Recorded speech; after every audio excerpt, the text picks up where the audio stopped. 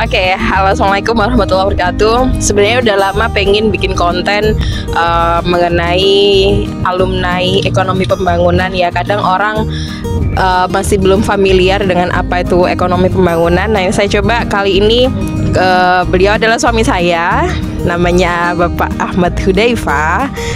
Beliau juga alumni dari ekonomi pembangunan. Kita sama dulu satu angkatan, jadi jodoh bertemu di ekonomi pembangunan, begitu ceritanya.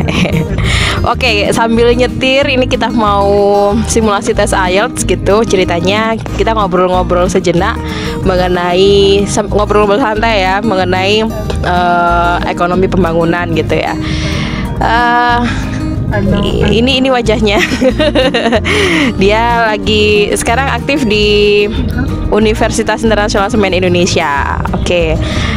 Pertanyaan pertama yang ingin saya sampaikan adalah apa ya Mas ya? Bermanfaat nggak sih Mas? Gini pertama. Dulu Mas masuk di jurusan ekonomi pembangunan itu udah tahu mau jadi apa atau kesasar atau gimana? Sejujurnya saya hanya tahu sedikit apa itu jurusan ekonomi pembangunan ketika SMA. Tapi saya pikir itu menjadi ketika ujian masuk perguruan tinggi itu menjadi pilihan kedua kalau tidak salah di Universitas Airlangga, dan alhamdulillah saya diterima di perguruan tinggi negeri. Saya baru tahu profil lulusan itu setelah saya kuliah 1 sampai dengan 2 semester.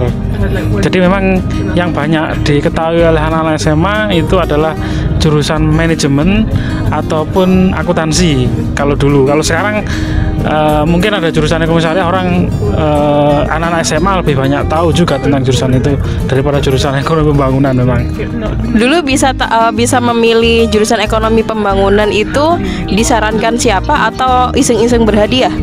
Jadi kalau ketika kita memilih jurusan itu sebenarnya kita ada proses konsultasi dengan BK, guru BK, bimbingan dan konseling. Jadi biasanya kita ada tes minat dan bakat. Setelah tes minat dan bakat itu saya diarahkan untuk mengambil jurusan itu. Sebenarnya saya dulu ingin masuk jurusan antropologi, cuman ternyata juga kesasar di jurusan yang tepat akhirnya. Jurusan yang tepat ya. Apa ya istilahnya, dulu ketika kuliah itu kurikulum atau materi yang didapat itu seberapa ngaruh terhadap aktivitas sekarang di dunia kerja? Saya harus mengatakan, karena saya juga seorang pendidik, memang kurikulum yang saya pelajari ketika 10 tahun lalu itu hanya sedikit ya, artinya bukan berarti tidak berpengaruh atau tidak bermanfaat, hanya sedikit karena sekarang eranya sangat era disruptif sekali, sehingga kebutuhan akan kompetensi itu berkembang sangat cepat sekali. Tapi minimal apa yang saya pelajari di Departemen Ilmu Ekonomi Pembangunan Universitas Airlangga itu menjadi dasar bagi saya untuk mengembangkan pada ilmu yang lain.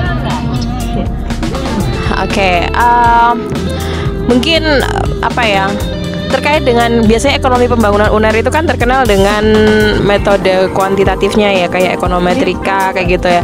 Seberapa bermanfaat sih kita belajar itu semua? Dan tentunya sekarang karena Pak Uda ngajar di ekonomi syariah ya, mungkin pengaruhnya atau manfaatnya seberapa besar sih? Jadi metode penelitian atau metode keilmuan kuantitatif termasuk ekonomi rakyat itu penting. Akan tetapi pada kenyataannya dalam kebutuhan pengembangan keilmuan di masyarakat tidak sepenuhnya menggunakan metode kuantitatif. Metode kualitatif pun juga bagus, tetapi apa yang saya pelajari di Universitas Airlangga itu menjadi semacam bekal buat saya untuk mengembangkan keilmuan bidang kuantitatif saya, terutama khususnya metodologi, sehingga saya bisa meneliti pada topik-topik tertentu yang memang dibutuhkan metode kuantitatif tersebut. Oke, dulu Pak Huda ini adalah Wakil Presiden BEM-KM Unair. Tahun berapa ya? What is the aim? I'm not mistaken, around 2017, I think. 2007, not 2017. Oh ya, 2007. Itu perlu nggak sih seorang mahasiswa ekonomi pembangunan kemudian aktif di organisasi kampus seperti itu untuk menunjang dia nanti ketika sudah lulus? Saya bisa katakan bahwasanya tidak hanya mahasiswa ekonomi pembangunan, aktif organisasi itu penting, tetapi bukan satu-satunya jalan untuk sukses. Karena ketika saya di dunia kerja bertemu dengan stakeholder, berinteraksi dengan industri, bahkan berinteraksi dengan dunia kampus, itu ada bidang-bidang tertentu yang memang membutuhkan para mantan aktivis. Tapi ada bidang-bidang pekerjaan tertentu yang justru tidak butuh para aktivis. Jadi saya ingin mengatakan bahwasanya berorganisasi itu dimanapun itu penting, tapi jangan hanya kemudian bergantung pada pengalaman organisasi saja untuk sukses, karena dia menjadi faktor yang penting tapi juga tidak penting, tergantung calon dari pengguna lulusan tersebut apakah memandang itu penting atau tidak. Tetapi yang ingin saya garis bawahi, di era disruptif seperti sekarang ini, orang-orang dengan pengalaman organisasi yang banyak itu diperlukan di lembaga yang memerlukan inovasi yang sangat luar biasa besar seperti perusahaan swasta, BUMN ataupun perusahaan-perusahaan yang lain. Akan tetapi pada perusahaan yang memang atau lembaga yang memang mengutamakan kestabilan, orang-orang alumni aktivis organisasi justru tidak diperlukan karena dia merusak tatanan. Itu yang pengalaman yang saya dapatkan ketika saya berinteraksi dan bahkan diri saya sendiri mencoba untuk masuk ke dunia pekerjaan, dunia profesional. Oke, ngomong-ngomong soal inovasi ya, apakah ada saran terkait dengan kurikulum ataupun lebih jauh lagi tentang pengelolaan ekonomi pembangunan di UNAIR? Mengingat kita sekarang banyak sekali universitas-universitas yang juga membuka jurusan ekonomi pembangunan begitu. Saya pikir begini, yang pertama adalah UNAIR itu sudah besar sebagai PTN. Jadi apakah bagi Departemen Ekonomi Pembangunan Universitas Airlangga itu melihat penting buat mereka untuk melakukan positioning, dilakukan proses inovasi atau tidak, Departemen Ekonomi Pembangunan Universitas Airlangga akan tetap dapat mahasiswa yang berprestasi karena PTN universitas besar.